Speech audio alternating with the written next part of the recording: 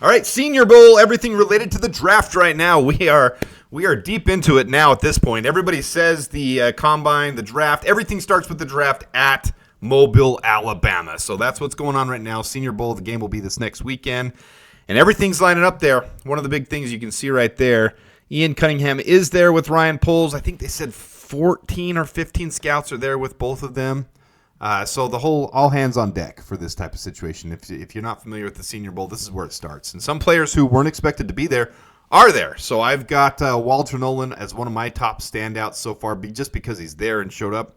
I've had him very high for my very first mock draft this offseason. He's someone I've been following. The entire Mississippi defensive line I've been following. But Walter Nolen, to me, is one of my favorites.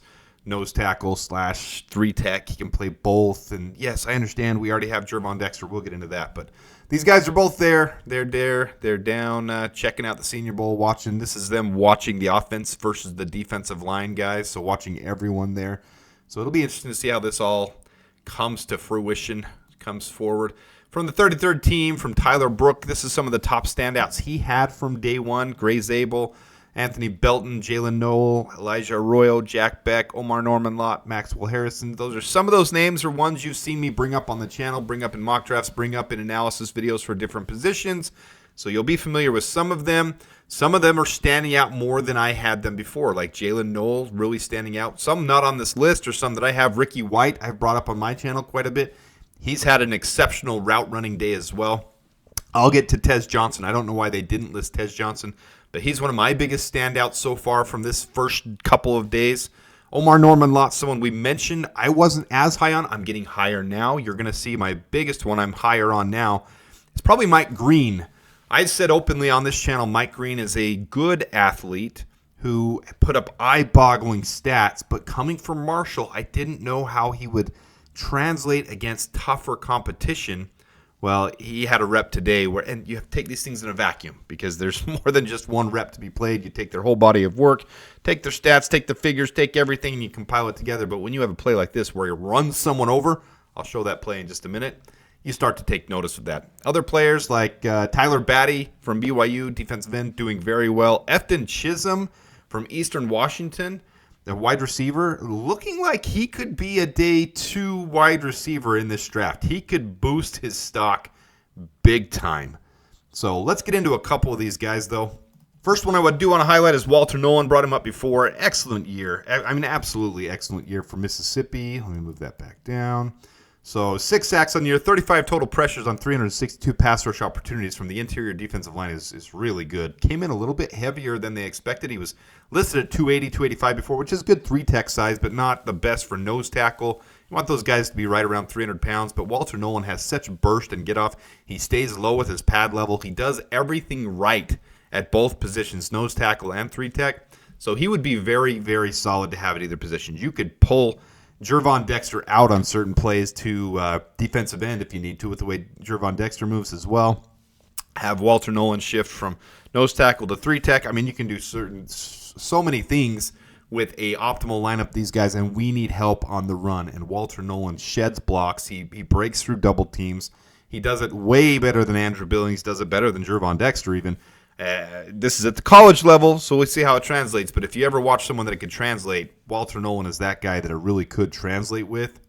So if it falls to the right place, I'd like to see the Bears take him. I have him on my big board right around 20-ish. He could be a little bit higher than that. This is the ideal situation if the Bears were to trade down and then focus on one thing that's really standing out from this so far. This is clearly a defensive line draft. Taking an offensive trench guy in round 1 is not a must. We can hit that in round 2 twice, round 3 again. There's so many freaking studs on the defensive line here in the first round. I think Bears people too as well, I think are starting to realize this could be a situation where the Bears need to go the defensive line to shore it up and then move other places later. All right, let me load this up. Mike Green, Marshall. I know a lot of you guys in the comments are really high on Mike Green. Hey, you're bringing me around, guys. You're bringing me around. It's not that I'm down on certain guys. I love the stats. And a lot of you call me Adam Statson or different names like that. I'm not down on the stats. I love the stats. Mike Green, 59 total pressures and 356 opportunities is absolutely insane. Very, very good. His tackling's a little suspect, but he does, a good job. He contains the edge pretty well, but he's a pressure guy. He will get tons of pressure. 17 sacks this year. Led all of college football, so absolute beast. But there's the one play I was talking about from today. We'll bring that up, and it's the highlight. And now, if again, these things are in a vacuum. You go watch other plays, and he's not doing this on every play. There's times where he got beat when he was on other reps as well. But, when you do something like this against Josh Connerly, it's going to get people excited, and it's going to get heads turning and people saying, oh, Mike Green. Maybe I did overlook Mike Green. And obviously, he's pumped up and stoked about it. Just absolutely levels Josh Connerly there. getting inside, pressure. Just gets under his pad level. Pushes him and just boom. It's disruptive. It's animalistic. It's a beautiful thing to watch. So Mike Green rising up my board as well. I had him late second round, so a little early to take it 39-41 in my opinion, but I don't know. If he's there at 39-41, I'm coming around, guys. Some of you guys who were high on Mike Green, I'm coming around to it. Give me a minute. I'll come around to it. But here's our last one of the day. I'm going to show you guys real quick. This is just meant to be a little update. But, man, Tez Johnson. I've been hot on him the last couple mock drafts. Been hot on him for, a little while here for taking wide receiver. Since I said we could let Keenan Allen go, Tez Johnson, his separation is next level. It's absolutely insane. Dude he's balling out right now at the Senior Bowl. And a lot of people aren't talking about it, but you go watch his reps. He actually came in a little bit lighter than he was even listed at, and even a little bit shorter. So he's only 5'9", 156. But here's the thing. You're worried about him getting tackled. You're worried about his size. Can't tackle someone you can't catch. And he's lightning quick. Sub 4.35 speed. And his route running is next level. If we're going to replace Keenan Allen with someone, it's out of the slot. He has breakaway speed to get over the top, to be able to beat everyone downfield on his verts. He's also got some nasty moves with his route running. He's about as polished as you get. I have a hard time believing he'll make it to third round, 72 overall, which is where I and most people have him projected to go, is in around 80-ish. He's going to be climbing some boards after the combine. Speed does that. Combined when you see his route running in situations like this, when he gets tested out even farther, dude's going to go higher. You might have to take him in the second round. So this is where, if I can trade down from the first, get some value, pick up a Walter Nolen, pick up a Princely Umanmielen, pick up Tyler Booker, pick up any of those guys, right? Wyatt Milam, however you say it, pick up one of those guys in the late first round. Then you pick up an early third or a late second with whoever you trade with.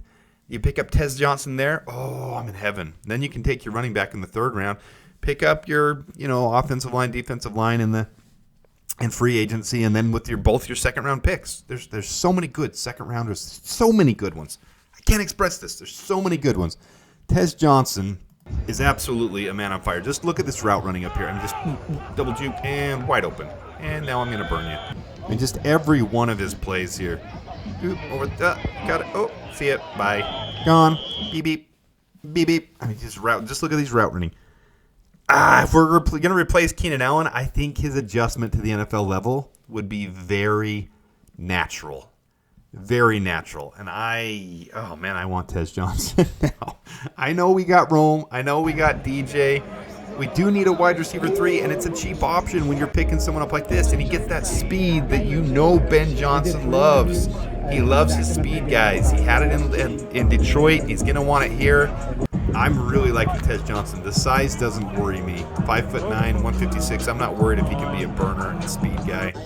I'm kind of getting all in on this, so hopefully you guys like seeing some of these highlights because they're fun to watch for these guys that are starting to stand out. So those are my 3 standout guys so far, and where the Bears have been with scouting down there. Let me get all that off the screen. So I appreciate you guys tuning in. I'll try to give you as many updates as I can. It all compiles together. You got your stats from the season they just played. You got their body of work there. You've got your film from their body of work of the season. Now you got the Senior Bowl. Then we're going to get into the Combine, and then we're going to get into all that together. And just standing out here at the Senior Bowl isn't going to do everything because you got to take their body of work. So it's not just one thing. But these are some of the guys I'm high on right now. Some of the guys I'm really, really enjoying watching so far in my analysis from, yesterday and then deep into today. Just consuming myself with this. These are the guys that this is what I want as a Bear. This is where I'm at. So let me know your guys' thoughts in the comment. Let me know who you're hot on. If you guys have been following the Senior Bowl, let me know some other players I can look into because there's so many players and there's so much, and I enjoy doing it. So let me know your guys' thoughts. And until next time, appreciate you guys tuning in. Da Bears. Hit that like button. Subscribe if you haven't subscribed. We enjoy this together. Bears family community. Da Bears and Bear down.